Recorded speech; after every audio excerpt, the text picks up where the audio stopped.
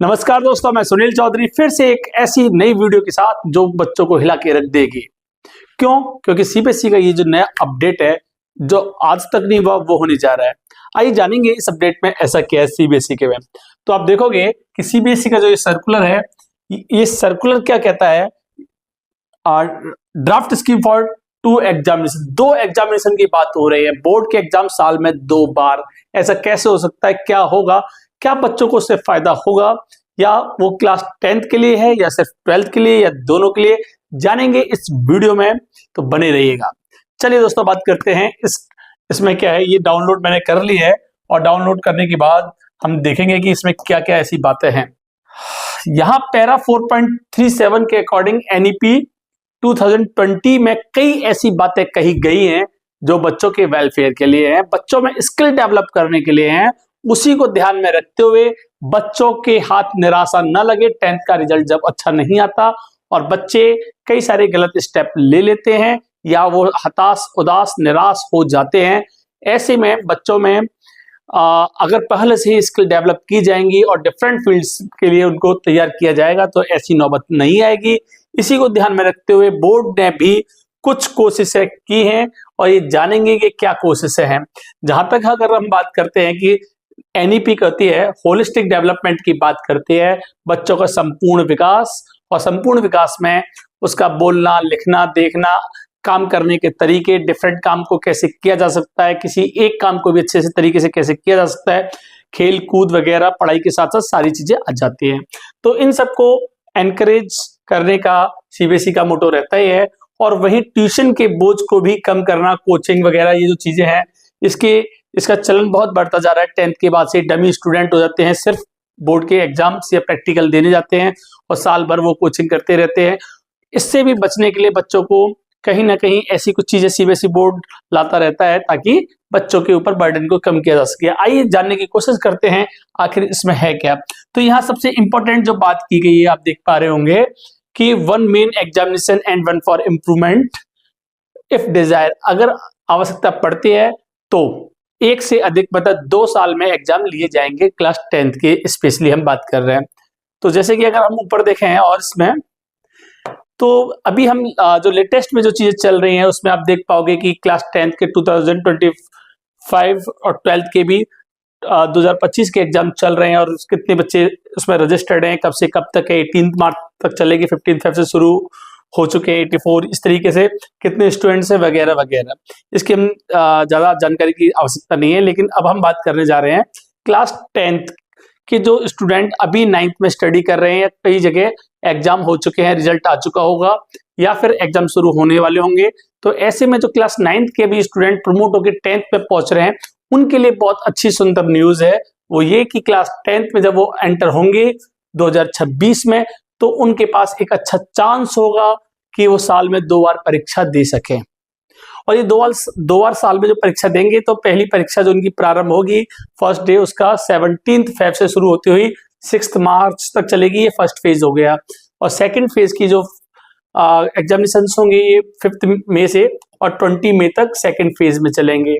और इस तरीके से क्लास 9th में अब तक सीबीएसई के अंदर लगभग 26,60,000 स्टूडेंट रजिस्टर्ड है। 84 सब्जेक्ट्स में एग्जाम देंगे और टोटल डेज की बात करें तो 34 डेज ये एग्जाम चलेगा और लगभग 1,72,90,000 कॉपीज इवेल्युएट की जाएंगी।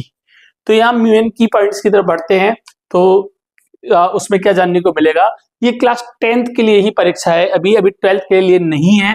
लेकिन हो सकता है आने वाले टाइम में क्लास 12th के लिए भी ये शुरू कर दी जाए, क्योंकि कहीं ना कहीं से शुरू करनी होती है तो क्लास 10 से शुरू की जा रही है। और मैं आपको बताना चाहता हूँ कि अभी थोड़ी देर पहले मैंने बात की थी कि कुछ डमी स्टूडेंट्स होते हैं, वो स्कूल नहीं जाते और मेन 2-3 सब्जेक्ट पर फोकस करते हैं और इंग्लिश, हिंदी, फिजिकल जैसे सब्जेक्ट्स में उनके मार्क्स कम रह जाते हैं। मेरी बात हुई थी doctor Sanyam Bhardwaj examination CBSE exam controller से, तो उन्होंने भी ये बात कही थी। यूट्यूब पर आप जाकर के वीडियो को ओल्ड वीडियोज में देख सकते हो, क्योंकि आपने देखा होगा सीबीएसई के मार्कशीट्स पर जिनके सिग्नेचर होते हैं या फिर स्कीम जब आती है तो उस पर भी, एडमिट कार्ड पर भी उनके साथ वीडियोज है। तो उसमें उन्होंने ये बात स्पष्ट कही कि बच्चों को स्कूल जाना चाहिए क्योंकि इसके कई सारे लाभ है। इसको और ज्यादा जानने के लिए आप ओल्ड वीडियो पर एक बार विजिट करिएगा।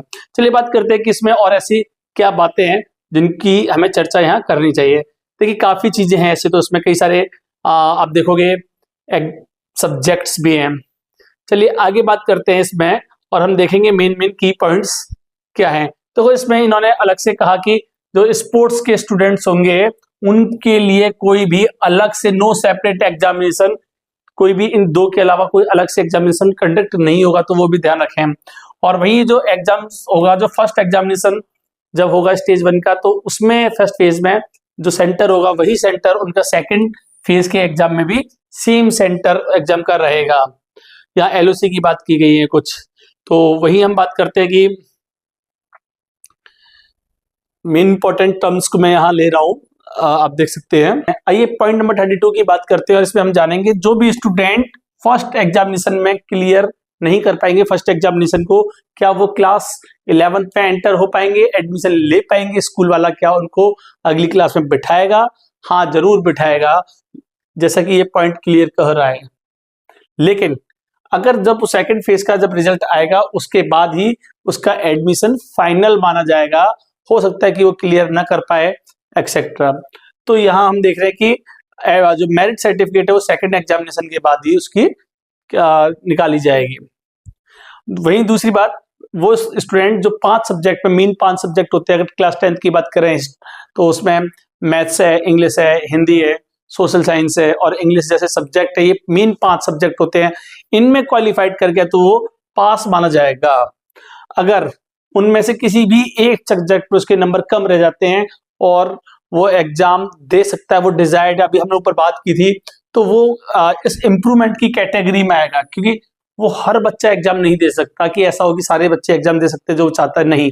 जो बच्चे 5 में से किसी एक सब्जेक्ट में भी फेल हैं तो वो उस इम्प्रूवमेंट की कैटेगरी में आ गया है, तो वो 5 में से कोई 5 सब्जेक्ट भी हो सकते हैं, कितने भी हो सकते हैं, और वो इम्प्रूवमेंट की कैटेगरी में आ गया है, तो वो एग्जाम सेकेंड फेज का दे सकता है। और सिलेबस दोनों का सेम ही होगा, कोई इसमें चेंज नहीं है। फुल मतलब पूरे साल भर का जो सिलेबस रहता है वही है। तो यहाँ मेन बात यही थी। और एडिशनल जो भी सब्जेक्ट होते हैं उनको लेकर के ऐसी कोई ये नहीं है कि उसमें भी पास होना जरूरी है, कि उसमें ना भी हो पाए तो भी वो पास माना जाएगा। आइए फिर से मेन पॉइंट्स की तरफ एक बार बात करते हैं। क्लास 10th के लिए 2026 में डबल फेज में एग्जाम लेने की बात कही गई है सीबीएसई के द्वारा, और ऐसे में सिर्फ वही स्टूडेंट एग्जाम दे सकते हैं जो 5 में से किसी मेन सब्जेक्ट्स जो होते हैं, जिनमें से हिंदी, इंग्लिश, साइंस, मैथ और सोशल साइंस में से किसी एक सब्जेक्ट में भी यदि वो पास नहीं हो पाता तो वो डिजायर्ड स्टूडेंट है और वो इम्प्रूवमेंट का एग्जाम सेकंड फेज में दे सकता है। और दोनों का रिजल्ट ये बाद में ही, जब सेकंड फेज का एग्जाम हो जाएगा उसके बाद डिक्लेयर होगा। और फर्स्ट फेज का रिजल्ट में जो स्टूडेंट पास नहीं हो पाएंगे वो 11th क्लास में भी एडमिशन ले सकते हैं, लेकिन उनका फाइनल एडमिशन क्लास जो सेकंड फेज का एग्जाम का रिजल्ट है उसके बिहाफ पर माना जाएगा। तो दोस्तों ये जानकारी आपको सीबीएसई की NAS यूट्यूब चैनल के माध्यम से मिली है, NAS सक्सेस पॉइंट के माध्यम से। ऐसी और भी जानकारी आपको मिलती रहेंगी। यदि आप इस चैनल पर पहली बार विजिट कर रहे हो तो जरूर सब्सक्राइब कर लीजिएगा। फिर से मिलेंगे हम ऐसी दूसरी वीडियो में। आपका साथी सुनील चौधरी। जय हिंद।